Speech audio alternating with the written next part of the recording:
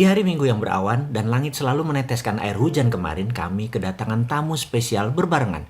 Yang satu, tante saya, adik dari ibu saya. Yang satu lagi, tante dari istri saya, adik dari ibu istri saya. Kedua tante tersebut memiliki sesuatu yang gak umum, yang unik di dalam strategi menjalankan kehidupan ekonomi keluarganya mereka masing-masing. Mengapa saya bilang unik? Begini ceritanya. Saya menceritakan dulu tante dari pihak saya. Dia adalah seorang ibu rumah tangga biasa. Orangnya agak nyeni, mudah bergaul dan cantik. Di masa SMA-nya dia adalah primadona sekolah dan di komplek rumah yang dulu dia pujaan banyak pria di masanya. Pergaulannya luas, bisa dibayangkan gaya hidup wanita cantik seperti tante saya ini bukan? Mobil pasti punya, dandanannya pasti ngejreng dan banyak hal yang memerlukan biaya yang tidak sedikit. Suaminya pegawai biasa. Yang menarik di usia mereka saat ini di 65 tahunan, mereka terlihat pasangan awet muda karena selalu senang terus. Apa resepnya mereka bisa memiliki gaya hidup mewah namun hanya berangkat dari seorang pegawai biasa? Saya ingatkan sekali lagi, di awal pernikahan mereka sewaktu saya masih kecil tentunya, mereka menabung menyicil rumah di bilangan Tebet, Jakarta Selatan. Suami bekerja siang malam dinas di luar kota, sang istri bergaul namun super prihatin. Sang tante pernah cerita di tahun kelima rumah tersebut lunas dan mulai direnovasi agar terlihat mewah. Lalu beberapa tahun kemudian rumah tersebut dijual. Saya ingat sekali karena lokasinya bagus maka harga rumahnya cukup tinggi di tahun 80-an tersebut. Mereka menjual dengan harga 800 juta. Lalu mereka membeli rumah di daerah bilangan Pejaten seharga 400 juta dan sisanya 400 juta di deposito, beli mobil jalan-jalan. Hidup senang selalu mereka itu. Beberapa tahun kemudian di pertengahan tahun 90-an, mereka jual lagi rumah mereka di bilangan Pejaten tersebut seharga 1,5 miliar. Saya ingat sekali semuanya karena saya menjualkannya kepada sahabat saya yang baru menikah dan tertarik dengan rumah tersebut. Lalu mereka beli rumah di bilangan Cinere, harganya sekitar 800 juta. Yang 700 juta mereka menikmati hidup mereka, beli mobil, deposito, jalan-jalan, itu aja kerja mereka. Dan ketika tahun 2000-an awal, di tahun 2002 kalau nggak salah, mobil dan lainnya mulai menipis harta mereka. Dan apa yang mereka lakukan? Mereka menjual rumah di Cinere tadi, saya ingat harganya 2,7 miliar. Dan di tahun 2003 awal mereka pindah ke Bali. Mereka beli aset di Jalan Seminyak, beli kios dan rumah di belakangnya.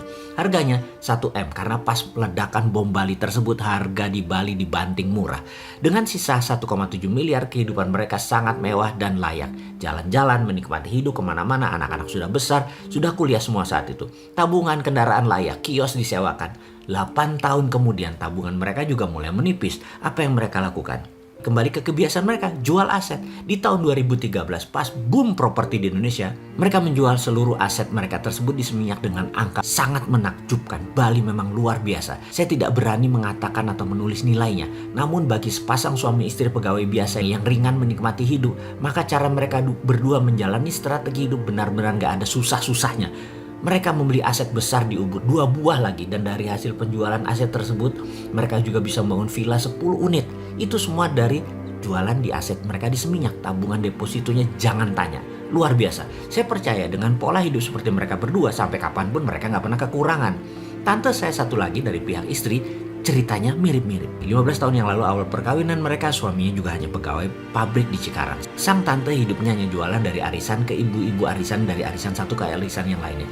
Di 2009 mereka memutuskan untuk melakukan sesuatu yang baru. Mereka merasa sayang kalau rumah berharga jutaan ini hanya dipakai tidur.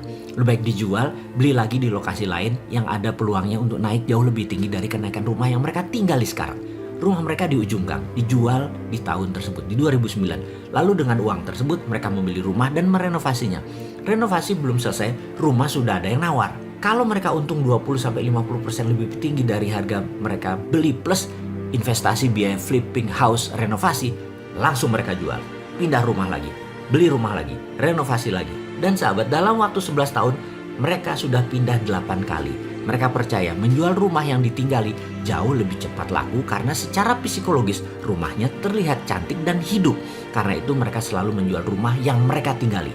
Hari ini sewaktu berkunjung ke rumah kami, mereka lagi shopping mata cari rumah karena rumah mereka yang baru mereka tinggali 2 bulan sudah dipanjer orang dan dalam 2 bulan harus pindah ke yang ke-9 kalinya.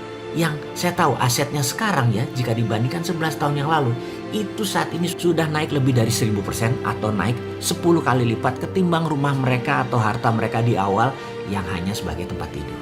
Sahabat semua, dari kedua hikmah tadi apa yang Anda dapat? Dan bisakah kedua cara itu Anda tiru?